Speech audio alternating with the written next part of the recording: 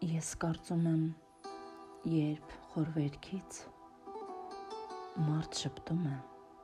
համառությամբ, այդ ժպիտը վերջիվերջո փոփոխվում է ծամածրության։ Ես կարծում եմ, երբ որ ջուրը վարարում է ելնում ափից, թույլատվություն չի վերցնում իրեն հսկող նեղ քարափից։ Ես կարծում եմ,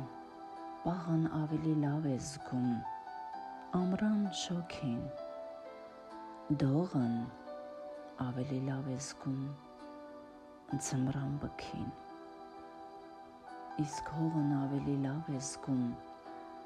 այն ժամանակ, երբ նա հանկարծ